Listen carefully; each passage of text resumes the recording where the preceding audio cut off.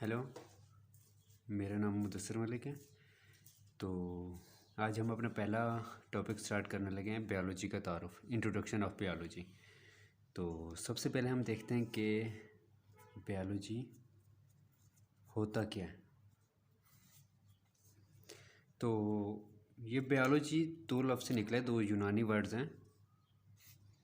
पहले हम ये देखते हैं, ये दो वर्ड्स होते हैं, एक बायो और दूसरा होता है लॉजी।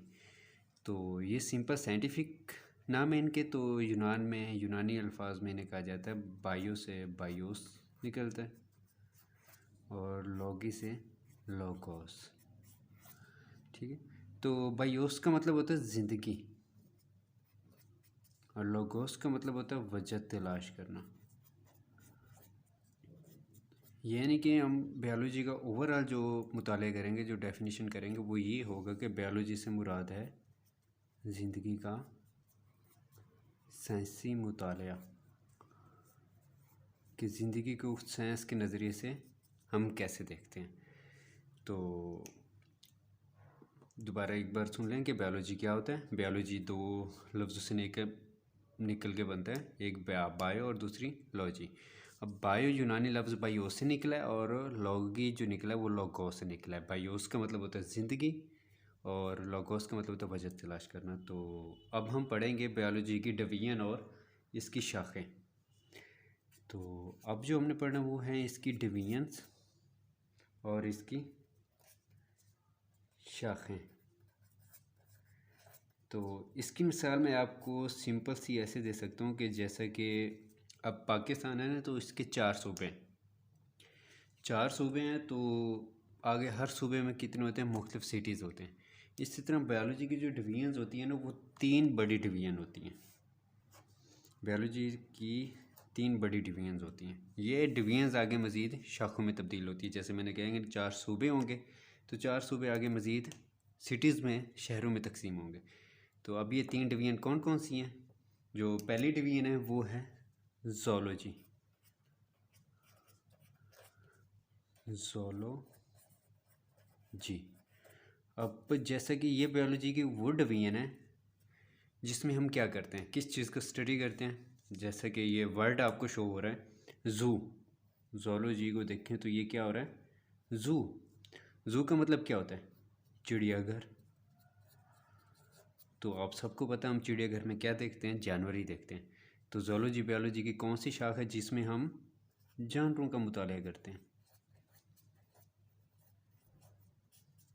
बिल्कुल इजी है। ज़ूलॉजी ज़ू से निकला है, ज़ू से मिलता जुलता है। तो ज़ू चिड़ियाघर होता है, तो चिड़ियाघर में हम जानवर ही देखते हैं। तो वहाँ पे क्या होता है, जानवरों का मुताला किया जाता है। जो दूसरी इसकी डिवीजन है वो है बॉटनी। बॉटनी, ठीक है। अब ये जो बॉटनी है पढ़ा, ये हमारा एक लैंग्वेज है सरेकी। उस सरेकी में हम बॉटनी लफ्ज़ निकला बूटी से, बूटी। ये बूटी लफ्ज़ सरेकी में मोस्टली ये लफ्ज़ बोलते हैं। इस बूटी का मतलब होता है कोई भी पौधा। तो जो बॉटनी होगी, ये बायोलॉजी की वो डिवीजन होती है जिसमें हम पौधों का मुताला करते हैं। तो बॉटनी बूटी से निकला है, बूटी का मतलब पौधा होता है। तो ये बायोलॉजी की वो डिवीजन होती है जिसमें हम पौधों का मुताला करते हैं। तो अब इसकी थर्ड डिवीजन हो गई। थर्ड डिवीजन का नाम है माइक्रोबायोलॉजी। माइक्रोबायोलॉजी, ठीक है। माइक्रोबायोलॉजी। अब ये जो माइक्रोबायोलॉजी है, ये बायोलॉजी की वो डिवीजन है जिसमें हम किस चीज़ का स्टडी करते हैं। ये लफ्ज़ जो माइक्रो है ना, माइक्रो का मतलब होता है छोटा, और बायोलॉजी का मतलब क्या होता है, जानदार। ठीक है, ज़िंदगी, जिनमें ज़िंदगी होती है, हमने ज़िंदगी के मुताले ऊपर पढ़ा है। तो छोटा जानदार ऐसे होते हैं जिनमें मतलब ज़िंदगी होती है। तो ये हम देखेंगे कि जो छोटे छोटे हमारी इस सतह ज़मीन पे पाए जाते हैं, हमारी इस वर्ल्ड में, हमारी दुनिया में जो पाए जाते हैं छोटे छोटे ऑर्गेनिज्म, उनमें क्या क्या आता है। माइक्रोबायोलॉजी क्या हो गए, छोटे ऑर्गेनिजम्स का मुताला। माइक्रोबायोलॉजी बायोलॉजी की वो डिवीजन है जिसमें हम छोटे ऑर्गेनिजम्स होते हैं उनका मुताला करते हैं। ठीक है, तो माइक्रो क्योंकि छोटा था तो इसलिए छोटे ऑर्गेनिज्म। तो ये छोटे ऑर्गेनिज्म कौन से हो सकते हैं हमारे मतलब वर्ल्ड में, हमारी एरिया में? ये बैक्टीरिया हो सकते हैं और भी छोटे छोटे जो होते हैं वायरसेस वगैरह। ठीक है, ये सारे इन सब का मुताले जो जिस डिवीजन में हम करते हैं वो होती है माइक्रो बायोलॉजी। तो ये तीन थी हमारी बायोलॉजी की डिवीजन्स। तो आगे ये डिवीजन मज़ीद आगे शाखों में तब्दील होंगे। जैसा मैंने स्टार्ट में ही बताया कि जैसे एक ये डिवीजन प्रोविंस एज अ सूबे के तौर पे काम आती हैं। ठीक है, अब ये प्रोविंस आगे जाके मुख्तलिफ सिटीज़ में तकसीम होते हैं, तो ये शाखें समझ लो वो सिटीज़ ही हैं। इन तीन डिवीजन्स के आगे मज़ीद क्या हैं? शाखें हैं। तो जैसे कि अभी हमने इसकी 3 डिवीजन्स पढ़ी हैं, तो अब हम इन 3 डिवीजन्स की मज़ीद हम शाखें पढ़ेंगे।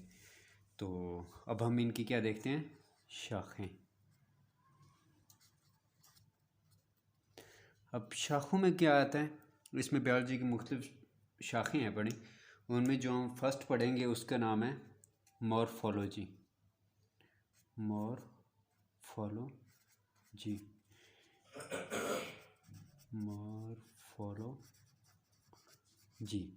अब ये जो वर्ड मॉर्फ है ना, मॉर्फ का मतलब होता है बनावट किसी चीज़ की।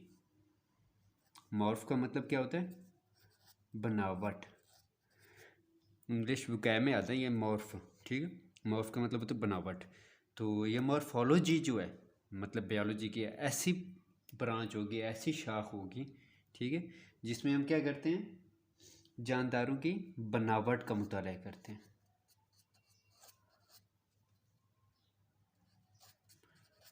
बनावट का मुताला करते हैं। ठीक है, मतलब जानदारों की बनावट कैसी, उनकी मॉर्फ कैसी है। तो ये पहली ब्रांच हमारे पास हो गई मॉर्फोलॉजी। दूसरी ब्रांच हमारे पास है एनाटॉमी। ये वो बेसिक ब्रांच है बायोलॉजी की जो हम आगे रीड करेंगे मज़ीद, इनके बारे में डिटेल होंगे। एनाटॉमी के बारे में भी हमारे पास मज़ीद आगे लेक्चर होंगे। एनाटॉमी, अब यहाँ पे आप इसका थोड़ा बहुत शॉर्टकट देखिए। एनाटॉमी लफ्ज़ अगर यूज़ करें तो हमें ये नज़र आता है AN से, AN से। ठीक है, AN से देखें तो ये अगर थोड़ा बहुत मिलता जुलता है तो ये लफ्ज़ आ जाता है, मिलता है अंदर से, अनाट से अंदर। ठीक है, तो हमने क्या करना है, इनके शॉर्टकट कीज़ देखने जो हम इन्हें ईज़िली बना सकें ताकि हमें इन्हें स्टडी करने में कोई मुश्किल ना हो। ठीक है, तो एनाटॉमी, अना से अंदर, मतलब ये जो अंदरूनी साख्तें होंगी, जानदारों की अंदरूनी साख्तें होंगी, उनके मुताले के लिए, अंदरूनी साख्तों के मुताले के लिए ये शाख इस्तेमाल होती है एनाटॉमी। ठीक है, तो हमारे पास दो इसकी शाखें होंगी। अब हमारे पास जो तीसरी ब्रांच है वो है पढ़ी हिस्टोलॉजी। हिस्टोलॉजी, ठीक है, हिस्टोलॉजी।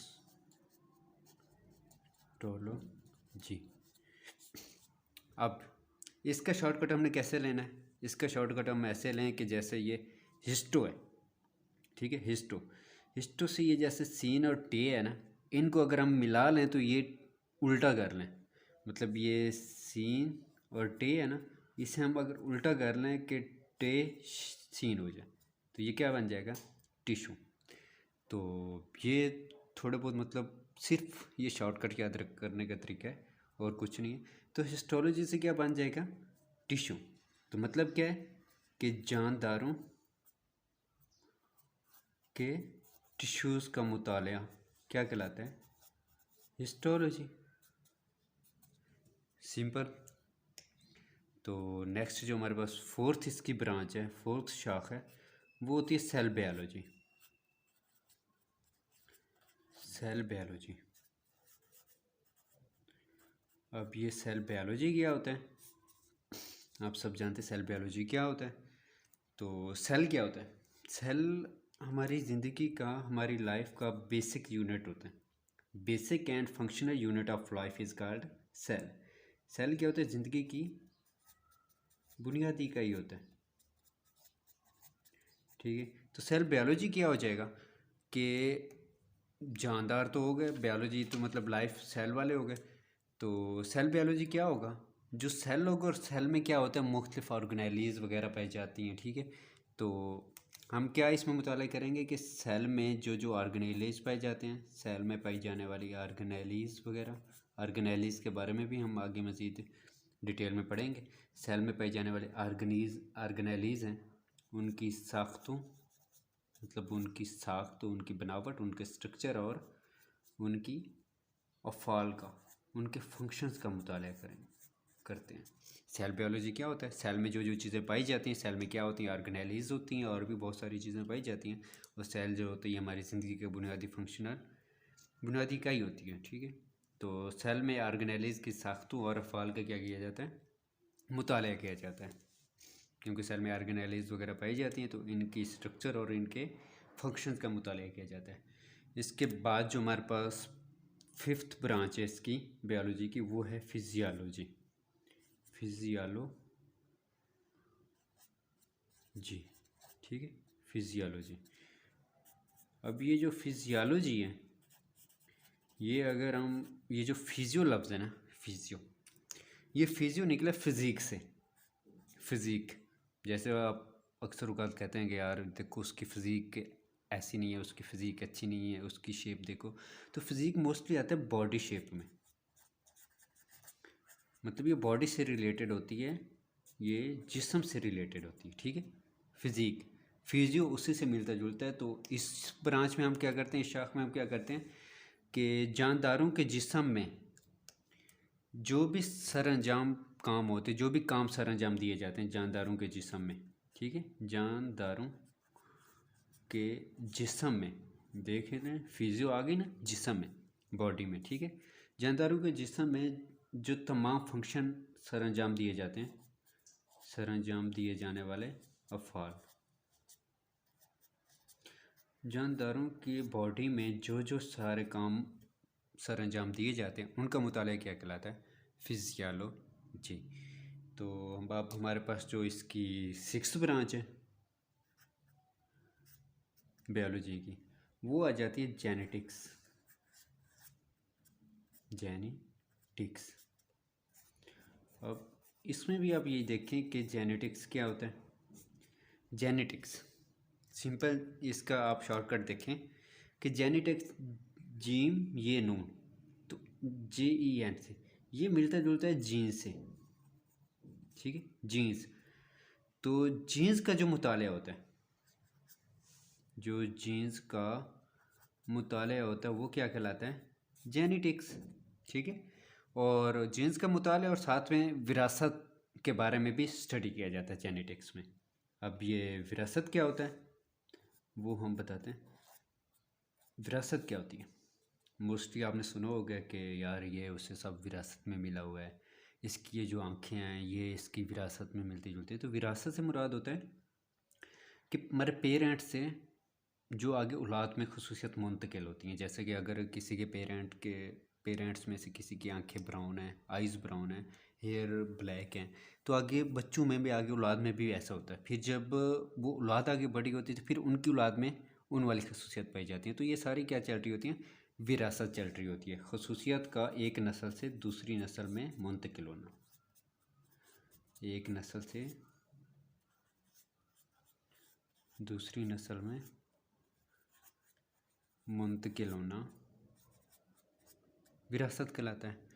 तो ये हमारे पास क्या हो गई, 6 ब्रांचेज हो गई बायोलॉजी की।